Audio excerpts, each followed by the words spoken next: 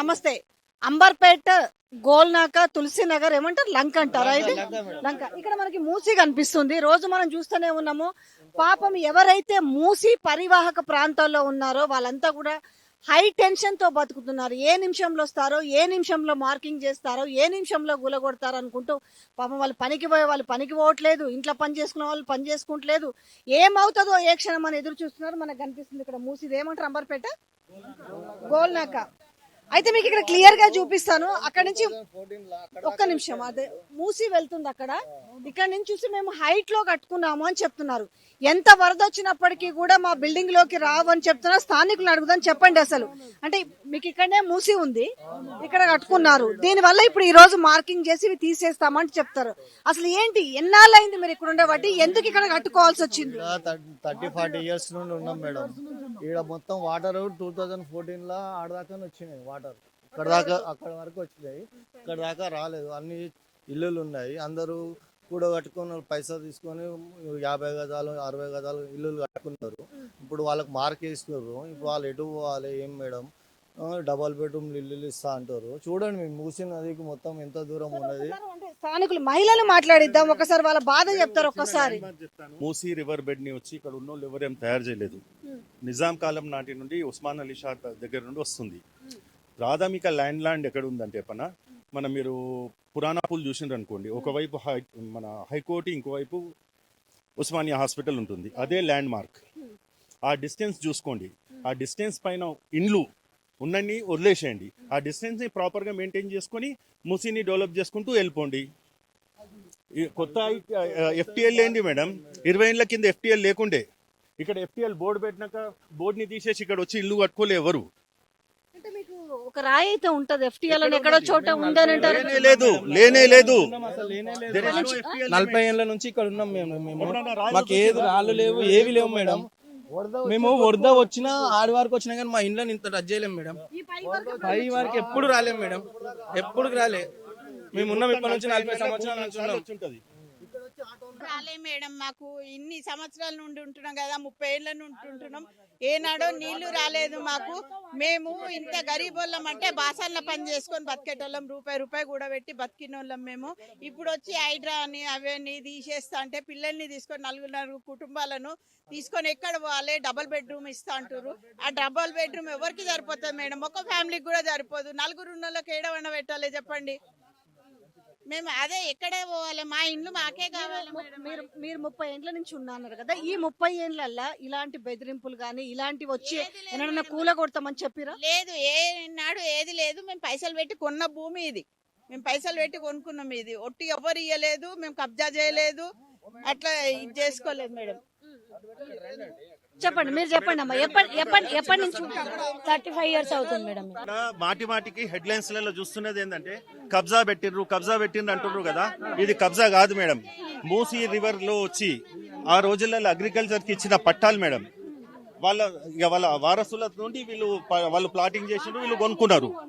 సిటీలో వచ్చి వాళ్ళు బతుకుదేరుకు వచ్చిన వాళ్ళు ఏదో చీప్ లో దొరికిందని కొనుక్కున్నారు. ఇప్పుడు కొనుక్కొని ఇక్కడ ఉండబట్టి కూడా 40 ఏళ్ళు అవుతుంది. రోజు 2 రోజులు కాదు, 40 years నుండి ఉన్నారు. ఎక్కడ ఫ్లాట్ రాలేదు.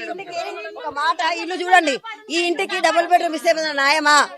ఈ ఇంటికి ఇక్కడ ఒక విషయం, ఇక్కడ డబల్ బెడ్రూమ్ ఇస్తే న్యాయమా అని అంటే, మీరే ఇప్పుడు ఇక్కడ అనధికారికంగా కట్టుకున్నారు కాబట్టి కూల్ చేస్తామని చెప్పి ముఖ్యమంత్రి రేవంత్ రెడ్డి చెప్తున్నాడు. లేదు, మేము డబ్బులు పెట్టి కొనుక్కున్నాము. డబ్బులు పెట్టి పట్టా ల్యాండ్, మా పేపర్స్ ఉన్నాయి, ట్యాక్స్ కడుతున్నాము, రిజిస్ట్రేషన్ అయింది, నల్ల బిల్లు వస్తుంది, కరెంట్ బిల్లు వస్తుంది, జీరో బిల్లు కూడా వస్తుంది మాకు. మాకు మా అధికార తప్పుగా కట్టుకున్నాం కదా. మా జీరో బిల్లు ఎందుకు శాంక్షన్ చేసిరు? మాకు శాంక్షన్ చేయొద్దు కదా. మరి ఎందుకు శాంక్షన్ చేసిరు? మాకు నల్లాలు ఎందుకు ఇచ్చారు? రోడ్ ఎందుకు వేసారు? లైట్లు ఎందుకు ఇచ్చారు? అన్ని విధాలా ఉన్నాయనే కదా ఇచ్చారు. అట్లనే ఇచ్చారు కదా. ఇన్నేళ్ల నుంచి పరిపాలన వచ్చినావు కదా. ఈయనకు మాత్రం ఈ ఆలోచన ఎందుకు వచ్చింది?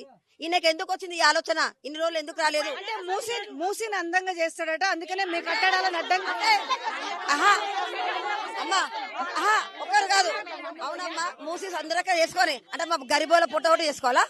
మా ఇండ్లు చేసుకోవాలా? మా ఇండ్లు తీయకుండా చేసుకోమనండి. మా ఇండ్లు తీసుకోకుండా సుందరికే కాదు, ఇంకా ఎంత పెద్దగా లండన్ లాగా చేసుకోండి. మా ఇంట్లో జోలికి రావద్దు. 35 ఏళ్ళు మేము ఇక్కడికి వచ్చి ఇల్లు కట్టుకొని రిజిస్టర్ చేసిర్రు, కరెంట్ బిల్ ఇచ్చిర్రు, నీళ్ళకి ఇచ్చిర్రు, జీరో కరెంట్ ఇచ్చినావు అంటే ఇచ్చినాక ఇవాళ ఇంట్లో ఎట్లా తీస్తాడు? ఎక్కడ పోయి బతకాలి మేము పొద్దున్న లేచి పనులు చేసుకుంటాం మేము ఇళ్ళల్లో పని చేసుకుంటాం నీళ్ళు ఎక్కువ వచ్చినప్పుడు ఎక్కడ పోవాలి అనేదే కదా. ఒక్క చుక్క కూడా రాలే మేడం ఒక్క చుక్క నీళ్ళు రాలే మాకు ఒక్క చుక్క నీళ్ళు కూడా రాలే ఒక చుక్క నీళ్ళు రావు మాకు, ఒక చుక్క నీళ్ళు రావు ఇక్కడ ఎప్పుడు రాలేదు ఇప్పటివరకు. ఇన్ని 30 ఏళ్ల నుంచి 35 ఏళ్ల నుంచి మేము ఇక్కడ ఉన్నాము, ఒక్క చుక్క నీళ్ళు మాకు రాలేదు. ఈయనకు వచ్చినాక నీళ్ళు వచ్చాయా? ఆయన ఒక్కొక్కరు చెప్తే సమస్య కూడా ఏందని అర్థమైంది.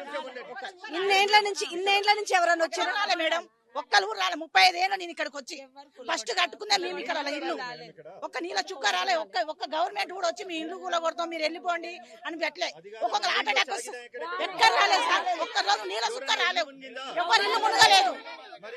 ఇప్పుడు సమస్య అయితే ఒకటమ్మా, ఏది ఏమైనా కూడా ఇక్కడ నుంచి బిల్డింగ్లు తీసేస్తామని చెప్తున్నారు. చెప్పేది మీకున్న జీవో ఒక రిలీజ్ చేసిరు, బుధవారం సాయంత్రం ఒక జీవో వచ్చింది. మీ అందరికీ ఆనందమైన జీవో అని ఒకటి రిలీజ్ చేసిరు. మిమ్మల్ని తీసుకుపోయి మీకు ఏ ఇబ్బంది కలగకుండా, మీ సామాన్లకు ఇబ్బంది కలగకుండా అన్ని ఖర్చులు వాళ్ళే పెట్టుకొని మిమ్మల్ని తీసుకుపోయి డబుల్ బెడ్రూమ్లలో పెడతారంట.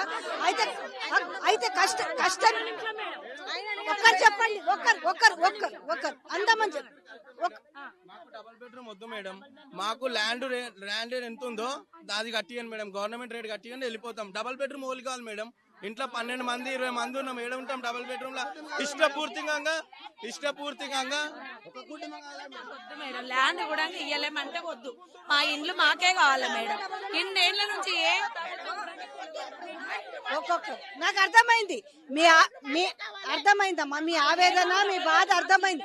కానీ దీనికి ఒక సొల్యూషన్ కావాలని ఆగండి అమ్మా, దీనికి ఒక సొల్యూషన్ కావాలంటున్నారు. డబల్ బెడ్రూమ్ ఇస్తాం మేము ఏం చేసి బతకాలి పోయి మేమేం పని చేయాలో చెప్పండి మీరే. పిల్లలు ఎక్కడ చదువుకోవాలి, మేమేం పని చేయాలి? డబల్ బెడ్రూమ్ మాకు పని దొరుకుతాయా? మాకు పనులు దొరుకుతాయా? మేము ఇళ్ళలో పని చేసుకొని కూలాలు చేసుకొని బతుకుతున్నాం. అక్కడ పోయి ఏం పని చేయాలి మేము చెప్పండి? మా పిల్లలు ఏడ చదవాలి? చచ్చి బతికినాం మేము. ఇవాళ ఇల్లు కూడా కొడతాను మేము ఎట్లా ఒప్పుకుంటాం? మేము మా ఇల్లు కూడా కొడతాం, మమ్మల్ని చంపి ఇల్లు కూడా కొట్టుకోమను రేవంత్ రెడ్డిని.